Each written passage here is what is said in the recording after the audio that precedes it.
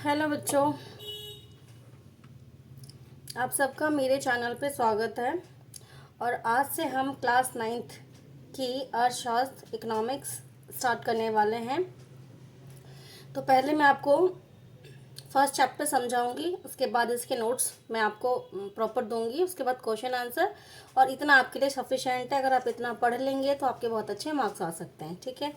और बस यही उम्मीद करते हैं ये वीडियो आपके लिए बहुत ज़्यादा हेल्पफुल हो।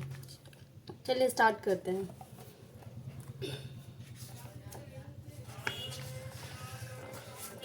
सबसे पहली बात तो अर्थशास्त्र आप पहली बार पढ़ने वाले हैं। इससे पहले 8 तक आपने अर्थशास्त्र नहीं पढ़ी है, 9 से ही अर्थशास्त्र स्टार्ट होती है। तो हम पहले तो अर्थशास्त्र मतलब बेसिकली होता क्या है, मतलब अर्थ मतलब पैसा होता है, उसके बारे में हम समझेंगे कि किसी देश की जो अर्थव्यवस्था है उसमें कितनी क्रियाएं होती हैं और किस प्रकार से वो क्रियाएं जो है वो देश के विकास में योगदान देती हैं।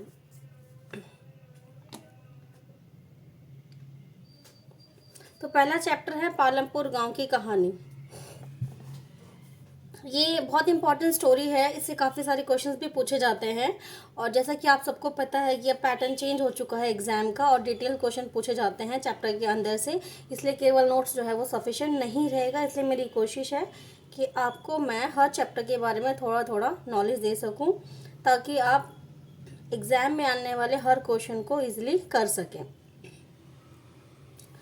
तो पालमपुर कोई रियल का गांव नहीं है बेसिकली। सबसे पहली बात तो ये समझिए, पालमपुर एक मतलब काल्पनिक गांव है जिसके बारे में हम पढ़ने वाले हैं। इसके माध्यम से केवल क्रियाओं के बारे में समझाने का प्रयास किया गया है।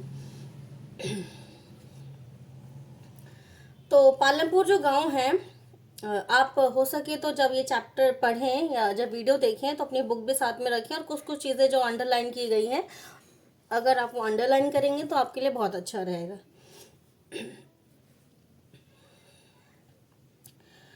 पालमपुर में जो है लोग अलग अलग क्रियाएं करते हैं, लेकिन पालमपुर में खेती मुख्य क्रिया है। सबसे पहले हमें ये जानना है। और ये क्वेश्चन पूछा भी जाता है कि पालमपुर की मुख्य क्रिया क्या है, तो हमें पता होना चाहिए कि पालमपुर में अधिकतर लोग क्या करते हैं, खेती करते हैं। और खेती से ही उनका घर का गुजारा चलता है, या जो भी उनको आमदनी होती केवल खेती से ही प्राप्त होती है। जबकि अन्य कई क्रियाएं भी होती हैं, जैसे विनिर्माण डेयरी उद्योग हो गया, परिवहन आदि सीमित स्तर पर की जाती है। ये उत्पादन क्रियाओं के लिए विभिन्न प्रकार के इन उत्पादन क्रियाओं के लिए विभिन्न प्रकार के संसाधनों की आवश्यकता होती है। अब यहाँ पर देखो बच्चों, एक वर्ड आया उत्पादन क्रिया। तो उत्पादन क्रिया हमें पता होना चाहिए कि होता क्या है। तो उत्पादन क्रिया जैसे नाम से पता चल रहा है हमें, उत्पादन जिसमें हम चीज़ों का निर्माण करेंगे, चीज़ें बनाएंगे, वो उत्पादन क्रियाएं होती है। जैसे आप एक एग्जाम्पल लेते हैं, शर्ट अगर हमें बनाना है, शर्ट बनता है, शर्ट बनाना भी एक उत्पादन क्रिया है। तो शर्ट को बनाने के लिए हमें क्या क्या चाहिए, तो ऑब्वियसली बात है, सबसे पहले हमें कपड़ा चाहिए, धागा चाहिए उसको सिलने के लिए, बटन चाहिए, लेबर चाहिए, और जो काम करेंगे। इसके अलावा हमें पूंजी की ज़रूरत होगी, यानी पैसे की ज़रूरत होगी, जिससे कि हम कोई एक जगह लेंगे किराए पर जहाँ पर ये सारी चीज़ें क्रियाएं जो है वो होगी। उसके बाद जाकर के हमें जो है वो तैयार शर्ट प्राप्त होगा, यानी जो शर्ट है हमारा क्या है, उत्पाद होगा, ठीक है।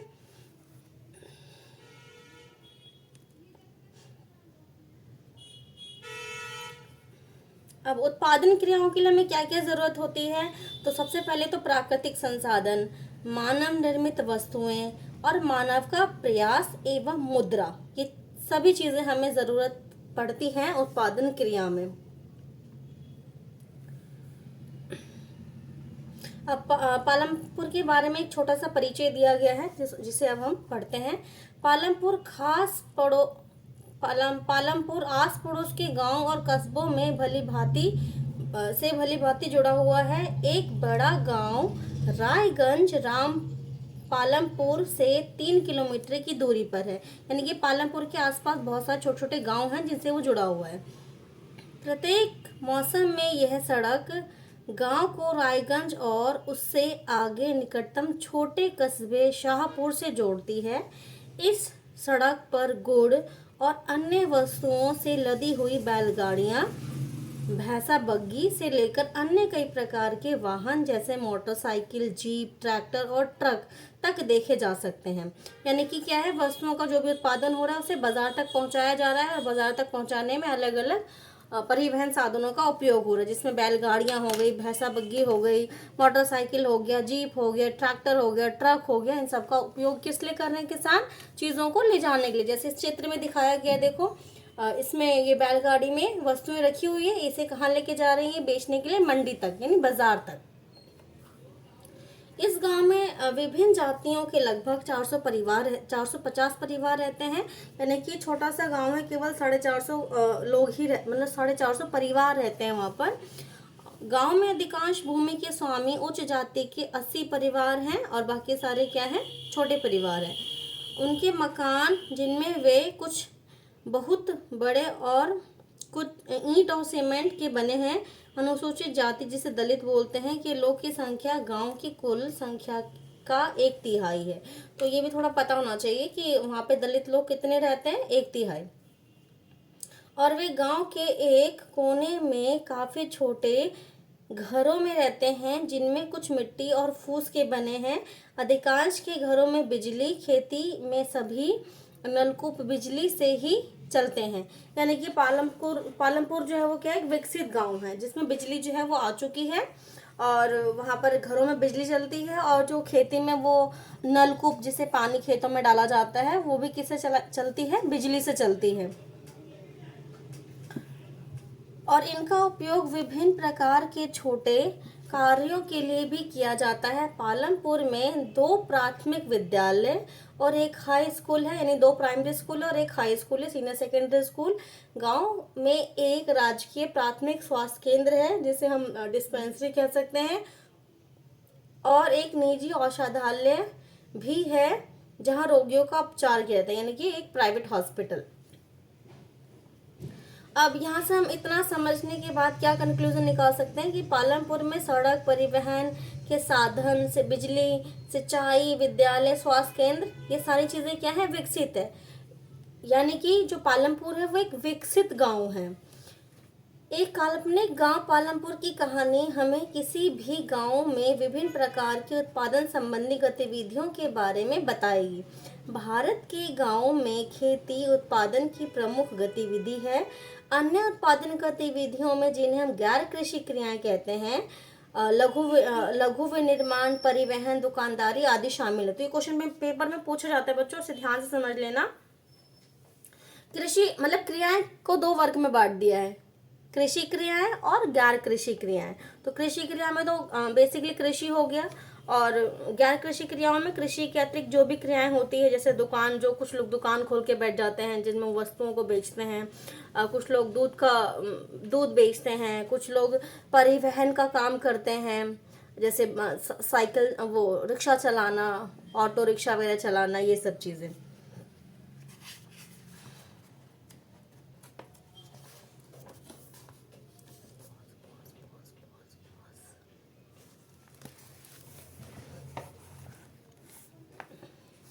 उत्पादन का संगठन। उत्पादन का उद्देश्य ऐसी वस्तुओं और सेवाएं उत्पादित करना है जिनकी हमें आवश्यकता है। यानी कि हम उत्पादन बेसिकली क्यों कर रहे हैं? क्योंकि जिन चीज़ें जो हमें चाहिए होती हैं उपयोग के लिए, उन्हीं को हम बनाते हैं।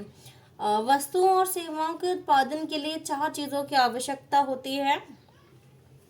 तो सबसे पहले भूमि, जैसे अभी मैंने आपको एग्जाम्पल दिया था कि सबसे पहले हमें ज़मीन चाहिए जहाँ पर कोई भी कार्य हम शुरू करने वाले हैं।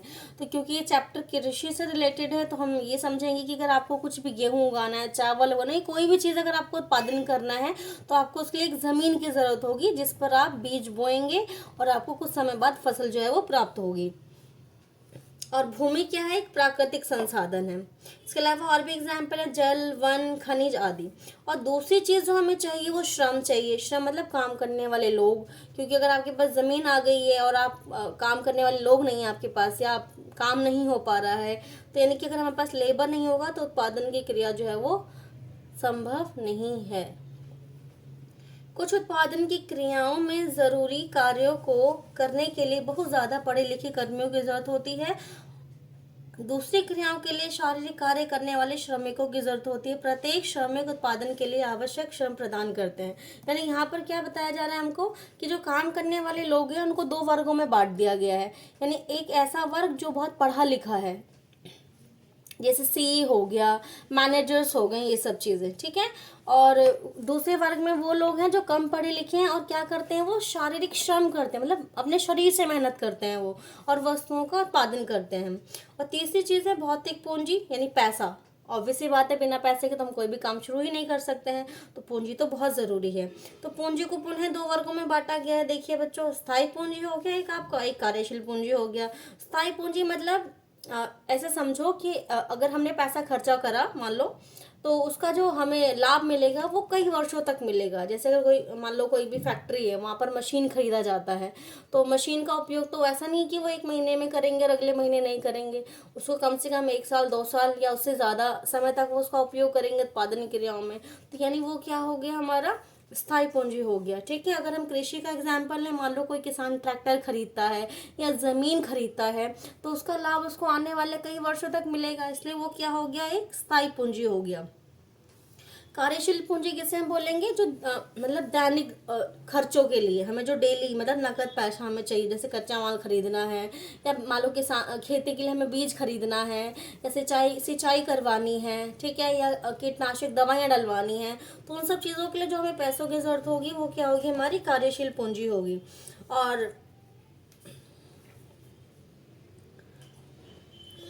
चौथी चीज़ है बाजार या उपभोग, जहाँ पर चीज़ें जो है वो बेची जाएंगी। जैसे कि हमने उत्पादन कर लिया, उत्पादन करने के बाद हमें बाजार भी चाहिए जहाँ पर उनको हम बेचेंगे। अगर हम बेचेंगे ही नहीं तो उत्पादन क्रिया जो है वो पूर्ण होगी नहीं।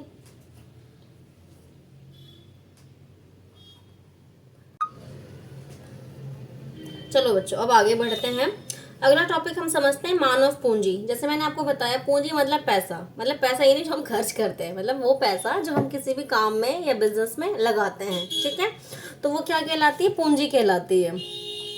तो ऑब्वियस सी बात है, पूंजी का हमें क्या मिलता है, प्रतिफल मिलता है, यानी लाभ। मान लो किसी ने कोई काम खोला है, उसमें जितना भी पैसा उसने लगाया है, उसके बाद अगर उसे मुनाफा होगा, प्रॉफिट होगा, तो ऑब्वियस सी बात है उसका प्रतिफल हुआ। अब हम पढ़ते हैं मानव पूंजी। इसका मतलब क्या, मानव पैसा है? बिल्कुल भी नहीं। मानव क्या है, ह्यूमन कैपिटल बोलते हैं इसको हम बेसिकली इंग्लिश में। और मानव पूंजी बहुत इंपॉर्टेंट टर्म है कि मानव जो है वो क्या है, एक खुद कारक है, उत्पादन का कारक। क्योंकि वो क्या करता है, अपनी बुद्धि, अपने ज्ञान कौशल का उपयोग करके वो उत्पादन की क्रिया को संभव बनाता है। यानी जैसे आप ये देखो, कृषि में किसान खेती करते हैं, वो अपनी मेहनत से तो कर रहे हैं। कोई भी फैक्ट्री है, वहाँ पर अगर कोई भी चीज़ बन रहा है, मतलब कहीं टीवी बन रहा है, कहीं मोबाइल बन रहा है, कहीं कपड़े बन रहे हैं, तो वहाँ सब पे काम करने वाले कौन है, मानव ही है। यानी वो क्या कर रहे हैं, अपनी मेहनत से, अपने ज्ञान से, अपना जो उनके अंदर स्किल है उसके द्वारा वो क्या करते हैं, उत्पादन की क्रिया को संभव बनाते हैं। तो मानव जो है, मानव को मानव पूंजी क्या चीज़ें बनाती है, मानव मतलब सभी मानव, ठीक है।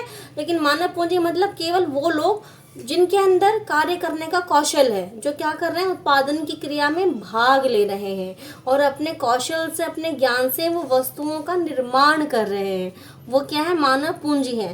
तो मानव को दो चीज़ें मानव पूंजी बनाती हैं, एक आपका शिक्षा और दूसरा स्वास्थ्य और तीसरा है कौशल यानी स्किल।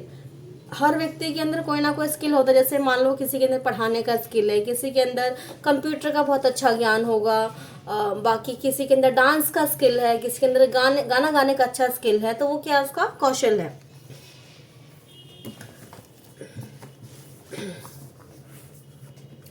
अब उत्पादन जो है वो भूमि, श्रम, पूंजी को संयोजित करके संगठित होता है। इन्हें उत्पादन के कारक कहते हैं। उत्पादन के कारक मतलब वो सभी चीज़ें जो कि आप उत्पादन में उपयोग कर रहे हैं, वो उत्पादन के कारक है। जैसे कि हम भूमि का उपयोग कर रहे हैं, श्रम का उपयोग कर रहे हैं, पूंजी मतलब पैसा जो हम उसके अंदर लगा रहे हैं, ये सभी चीज़ें जब मिल जाती हैं तो क्या बनती हैं, उत्पादन के कारक। तो यह हो सकता है ऑप्शन में दे दें आपको, क्वेश्चन बोलेंगे इनमें से कौन सा उत्पादन की कारक नहीं है या इनमें से कौन सा उत्पादन की कारक है। तो आप चीज़ों को थोड़ा सा ढंग से समझते चलिए, बाकी कोई भी चीज़ मुश्किल नहीं होती, सिर्फ हमें मेहनत करने की ज़रूरत होती है। अगला है पालमपुर में खेती। भूमि स्थिर है, मतलब भूमि स्थिर मतलब क्या है, भूमि को हम बढ़ा नहीं सकते हैं। भूमि जो फिक्स है, मतलब जितना भी भूमि है उतनी ही रहेगी, लेकिन उससे हम उत्पादन को बढ़ा सकते हैं, प्रोडक्शन को इंक्रीज कर सकते हैं। कैसे? चलो अब थोड़ा सा स्टोरी पढ़ते हैं, उसके बाद आगे समझते हैं। पालमपुर में खेती उत्पादन की प्रमुख क्रिया है। काम करने वालों में 75% लोग अपनी जीविका के लिए खेती पर निर्भर हैं। वे किसान अथवा कृषि श्रमिक हो सकते हैं। इन लोगों का हित खेतों में उत्पादन से जुड़ा हुआ है, लेकिन याद रखिए, कृषि उत्पादन में एक मूलभूत कठिनाई है। खेती में प्रयुक्त भूमि क्षेत्र वस्तुतः स्थिर होता है, मतलब फिक्स है, वो बढ़ेगा नहीं। पालमपुर में वर्ष 1960 से आज तक जुताई के अंतर्गत भूमि क्षेत्र में कोई विस्तार नहीं हुआ है। उस समय तक गांव की कुछ बंजर भूमि को कृषि योग्य भूमि में बदल दिया गया था। नई भूमि को खेती योग्य बनाकर कृषि उत्पादन को और बढ़ाने की कोई गुंजाइश नहीं थी, यानी कि जो ज़मीन है वो फिक्स है और उस पर उत्पादन नहीं बढ़ सकता। अब कुछ चीज़ें याद रखना आप बस, खाली जस्ट ऐसे ही कि भूमि का जो ऐसा ही मात्रक है, मतलब मानक इकाई है, वह हेक्टेयर है। ठीक है। अब यहाँ से एक टॉपिक, मतलब एक डिस्कशन स्टार्ट होता है कि अगर हमारा भूमि स्थिर है, मतलब भूमि को हम बढ़ा नहीं सकते हैं, तो हम उत्पादन को कैसे बढ़ाएंगे। मतलब अब किसी भी किसान के पास मान लो एक फिक्स जो है वो ज़मीन है, तो उस ज़मीन से वो कैसे ज़्यादा से ज़्यादा उत्पादन प्राप्त करेगा ताकि उसका मुनाफा या उसकी आय जो है वो बढ़े। तो उसके लिए कुछ कृषि के तरीके होते हैं जिसका उपयोग करके भूमि बेशक स्थिर हो भले ही, बल्कि भूमि भले ही स्थिर हो, लेकिन हम उससे उत्पादन जो है वो बढ़ा सकते हैं। तो अब ये मेथड मैं आपको अगली क्लास में पढ़ाऊंगी। आज के लिए इतना ही, अदरवाइज वीडियो लंबा हो गया तो आप लोग बोर हो जाओगे। चलो, थैंक यू फॉर वॉचिंग।